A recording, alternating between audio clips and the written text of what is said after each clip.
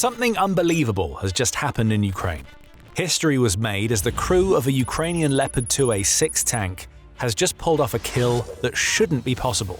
And that's not all. Elsewhere in Ukraine, an unstoppable killing machine has been deployed, and it's unlike anything that Russia's forces have ever seen. Drone after drone was sent to stop it. All of them failed. Now Russia has to deal with a Ukrainian tank revolution that is tearing its forces to pieces. We'll start with the Leopard 2A6. On April 8th, Euromaidan Press reported that Ukraine had managed to pull off a record-breaking kill at a range that a Leopard 2A6 shouldn't be able to handle.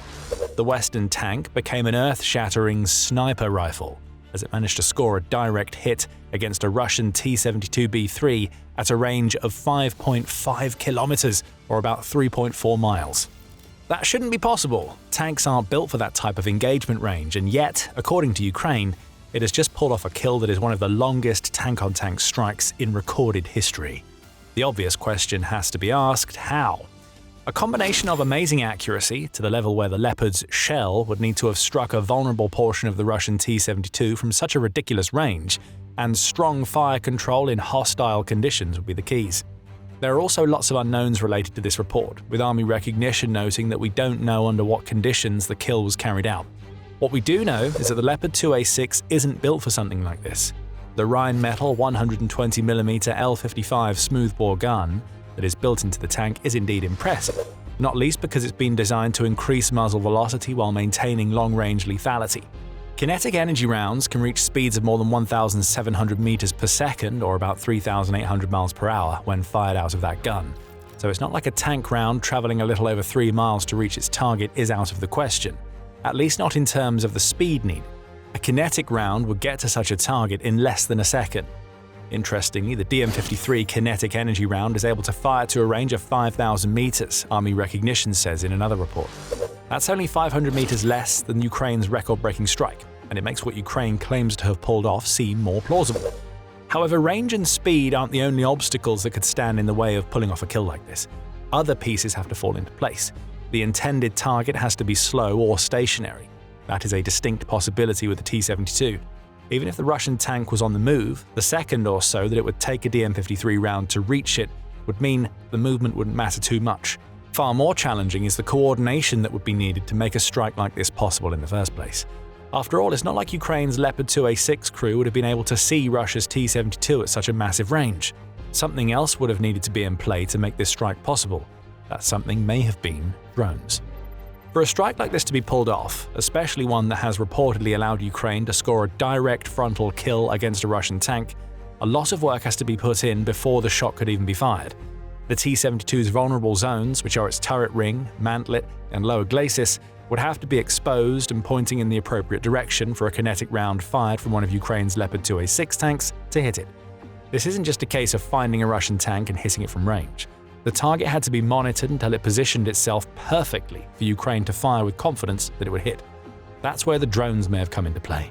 The most likely way that Ukraine achieved this shot was to have reconnaissance drones circling the sky above the T-72 that Ukraine claims to have hit. The operators of those drones would have been gathering intelligence on the Russian tank's position, all of which needed to be fed back to the Leopard 2A6 crew. That crew at least has some useful tools in its arsenal. The Leopard 2A6 has advanced fire control and sighting systems, including the EMES-15 stabilized gunner's sight, which can combine the thermal imaging and a laser rangefinder to allow for a target to be acquired in any conditions. Again, the sheer range involved would have been a problem, but with data being fed back to the crew by reconnaissance drone operators, it's possible that these target acquisition tools could have been used to line up a shot at a distance the tank crew could barely see. The Leopard 2A6's fire control system would have also helped here. That system calculates constantly range, ammunition type, environmental variables, wind conditions, vehicle altitude, and barrel wear combined to enable a crew to have a good first-round hit probability at a range of up to 3 kilometers. Ukraine claims it's added 2.5 kilometers to that distance. Its tank crew would have needed to account for the loss of round velocity and kinetic energy for that to happen. And it could be the data gathered from the drone operators was key in circumventing the issues that arise when trying to strike a target at such a high range with a tank round. Much of this is speculative. Beyond the claim itself, Ukraine hasn't explained how its Leopard 2A6 has pulled off this shot, which leads us to the big caveat: As of the creation of this video, there is no sensor data or imagery that supports Ukraine's claim to have pulled off this record-breaking shot. That doesn't mean the data isn't available. Ukraine may well have hit it and it's choosing not to provide it so that it doesn't reveal the secrets of how it pulled off its record-breaking kill. But until that information is provided, all we can do is speculate on how Ukraine pulled this impossible kill off. We can also speculate about what this means, and for Russia, there is a real problem emerging. While Ukraine is reporting on a long-range strike with one of its Leopard 2A6 tanks, it's actively converting its older Leopard 1A5 tanks into makeshift artillery that could score kills at even longer ranges than the 5.5 kilometers claimed with this record-breaking strike. On April 7th, Defense Express reported that Ukraine is converting some of its Leopard 1A5s into what amounts to self-propelled howitzers that have a range of 12 kilometers or 7.45 miles. With new barrels, the outlet adds, that range could be extended to 18 kilometers or just over 11 miles. That's a major problem for Russia, especially as Ukraine reports that the German-made tanks have a level of accuracy that allows them to destroy targets in 3 or 4 shots that would take Russia's Soviet-era equivalents up to 7 shots to take out. Again, we're seeing Ukraine utilize its tanks for purposes beyond what they were originally designed to handle. A Leopard 2A6 shouldn't be scoring direct hits against enemy tanks at a range of 5.5 kilometers, and a Leopard 1A5 with its standard 105mm L7 gun wasn't made for the sort of indirect fire purposes that Ukraine is using the tank for now. Ingenuity has long been the name of the game for Ukraine in its defense against Russia. The nation has the ability to identify strengths in the Western equipment that it's receiving that even the makers of that equipment haven't considered. Ukraine may also be getting a helping hand from its Western partners as it looks to transform its Leopard tanks into indirect fire weapons.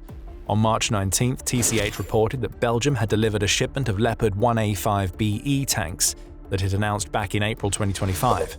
Those tanks feature the Cockerel 3105 turret, which carries the Cockerel HP gun that is capable of effective indirect fire from a covered position. Could those tanks be the same Leopards that Defense Express says that Ukraine is using as makeshift artillery right now? It's possible. For Russia, none of this is good news. If Ukraine has gotten to the point where it can take out tanks with other tanks at the sorts of ranges that are now being claimed, Russia has a problem. Its own tanks haven't exactly been superstars in Ukraine.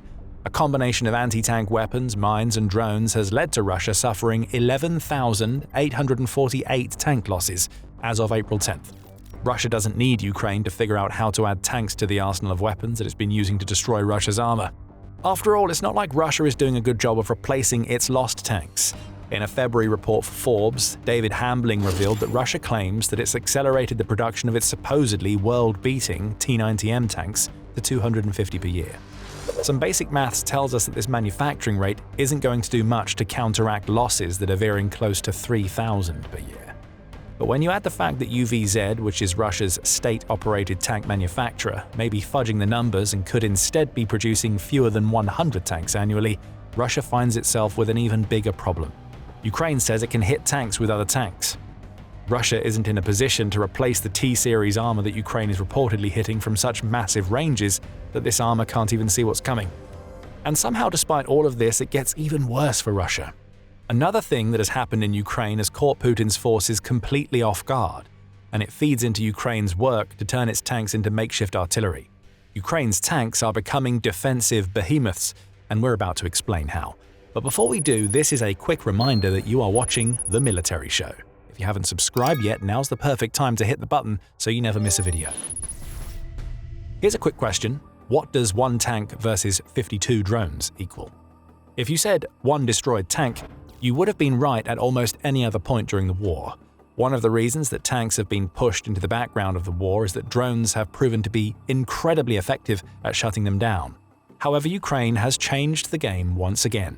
Now the answer to that question is 52 dead drones and 1 tank is still firing. And take a guess at the type of tank that has survived a 52 drone onslaught. It's a Leopard. On April 6th, United 24 media reported that a day-long assault waged by Russia's drone operators against just 1 of Ukraine's Leopard 1A5 tanks had resulted in complete failure. The tank, which was layered with anti-drone defenses including cages, wooden pallets, cleverly positioned netting and armor patches, withstood an onslaught of FPV and Molniya drones to continue providing fire in support of Ukrainian troops on the ground. Operated by Ukraine's 5th Separate Heavy Mechanized Brigade, which controls several of the Leopard tanks provided to Ukraine by its European supporters, The tank also had unraveled steel cables, which have become known as the Hedgehog system of defense, employed on its sides. Those cables are clever, as they can break a drone's propellers before that drone can reach its ultimate target.